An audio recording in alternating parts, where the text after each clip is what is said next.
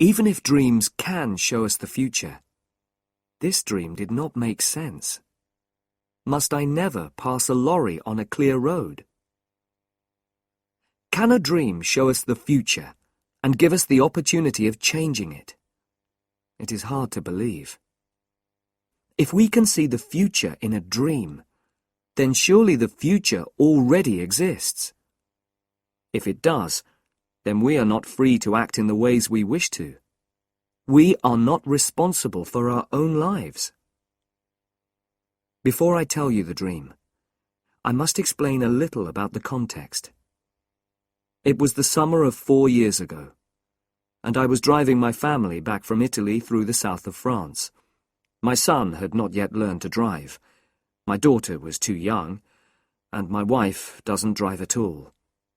I had been at the wheel for the best part of 3 weeks. Perhaps I was tired. Perhaps I could think of nothing except cars. We spent the night of the dream in a town called Tain-l'Hermitage. Now I'll tell you the dream. I was sitting in a big, powerful, cream-coloured car, and I was driving at high speed through the country. I was coming to a bend in the road, and in front of me, there was a very large lorry. My foot reached out towards the brake, but it could not find it. I looked down. There was no brake. Worse, my hands held empty air. There was no wheel for them to hold. There were no controls of any kind. Already we were almost into the back of the lorry. I shouted in fear. Then I heard a calm voice coming from my left, and I turned my head. A stranger was sitting there. He was a cheerful man of about 40. He was wearing an expensive shirt, and on his head he had a red hat. I couldn't understand what he said. He spoke very quickly in French, and my own French is not very good. I didn't, in fact, care what he said. My eyes were on his clean, fat hands, which were holding the wheel. This car had its wheel on the left. He, not I, was in control. We drove safely round the bend. He turned the wheel slightly to place the car in the middle of the road. He was going to pass the lorry. The road stretched straight ahead. It was bright in the sunlight, and it was quite empty. Only one other person was in sight. A woman was sitting outside a small house with white walls, and this house was almost exactly ahead of us. She was sitting by a table, putting some flowers in pots. She wanted to sell us some, and waved them at us. This sight, for some reason, filled me with a terrible fear. The flowers made me think of death, and our final resting place. At this moment, we were level with the lorry, and ready to pass it. But then, the lorry began to turn away from the side of the road towards our car. It appeared that the driver was doing this on purpose. The stranger by my side shouted loudly and tried to move out of the way. There was a terrible noise from the back of the car, and then an explosion. The earth seemed to turn over, and the noise of flames burned in my ears. At that point, I woke up in fear. I was very worried by this dream, and could not sleep again. It seemed to have a message, and I wanted to explain it. Even if dreams can show us the future, this dream did not make sense. Must I never pass a lorry on a clear road? The road to Paris is always filled with very large lorries. Most of them come up from Marseille, and I always have to pass them when the road is clear. I can't drive slowly behind them forever. No, this was not the meaning of the dream. At its heart was some kind of fear. I had to recognize my fear, and then I could forget all about it. I thought about my driving during the last 3 weeks. I tried to remember all the lorries and all the small white houses. I thought of all the cars which were painted cream. I remembered nothing of any great interest. I had imagined that the road in the dream must be in France. It was long, empty, and straight. But then I remembered that we had passed the lorry on the right. So the dream was about a road in England. In England, all cars keep to the left. Immediately, I remembered something. 2 years before this, I was travelling in the north of England. An American and I were making some radio programs. He had brought his car from America, and of course the driver sat on the left side. The brakes and other controls were also on the left. But the colour of his car was not cream. The American was a careless driver, and often passed other cars against my advice. Remember that I was in a better position to see.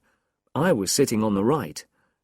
Once, just after Nottingham, he played chicken. You probably know about chicken. It is a game that is played on the roads. It is becoming more and more popular in America because long journeys are often very dull. You just move your car into the middle of the road and stay there. When another car appears, it comes towards you in the middle of the road. The driver who turns away is the chicken. Quite often, neither driver turns away. I expressed my displeasure at this game in language that the American could not fail to understand. We did not play it again, but it had probably left its mark on my mind. So then, when I was asleep, I experienced it all again in a dream. I also remembered something else while I was having breakfast. When we played chicken, it was an uncommonly windy day. We stopped at Chesterfield, and the American bought a hat. It was a black hat, not a red one, but in dreams details are not always exact. After this, I forgot about the dream until the afternoon. The big French lorries often play their own game. They stay in the middle of the road, and you can't pass them. You have to stay behind them. Sometimes you have to follow them for endless kilometres, although the roads are almost completely empty. This afternoon, we were following a large vehicle which was making terrible noises. When I blew my horn, the driver moved to the side of the road. But it was the wrong side. He was driving along on the left, instead of keeping to the right. There was enough space on the right for me to pass him, but to do that would be wrong. So I just followed him for a few kilometres, and I told myself not to pass him. I considered the situation from every point of view. I could certainly turn my car more quickly than he could turn his lorry. It was a very big, heavy lorry. Could I perhaps pass him quickly on the right before he could do anything? If he turned to the right, though, he could easily kill us all. He probably wanted a bit of fun, but he might want an accident. If he killed us, nobody would say it was his fault. The law would be on his side. The road ahead was quite empty, and went on for many kilometres. I drove more slowly until some distance separated us. Then I increased my speed as much as I could. I drove towards that empty space beside the lorry. My car was moving at about 110 kilometres an hour. The front of my car was almost level with the back of the lorry. Then I saw something that knocked the breath out of my body. On the grass, beside the road, a woman was sitting outside a small white house with a table of flowers. For the first time in my life, I changed my mind while I was preparing to pass another vehicle. My foot went down hard on the brake. The car rocked from side to side. From behind me, I heard the sound of a horn. Another car was following us at a high speed. I knew its colour before I saw it. It was cream. I pressed hard on the brake and turned the wheel slightly. I was just able to move in behind the lorry without touching it. The other car passed us, and the driver blew his horn wildly. It reached the lorry, and then the lorry turned towards it. For a moment, I thought that the car was going to pass the lorry safely. It was moving very fast. Then the front of the lorry just touched the back of the car. It was only a light touch, but it knocked the car towards the side of the road, and the woman at the table. The driver of that car knew exactly what to do. With the greatest skill, he turned it back into the middle of the road. His control was wonderful, much better than mine. He waved angrily at the lorry driver and drove quickly away in a cloud of dust. He was soon out of sight. We stayed that night in Fontainebleau. A big car was standing outside the hotel, and the back showed signs of damage to the paintwork. It was a cream car, and so I looked for the driver. He was not wearing a red hat or an expensive shirt.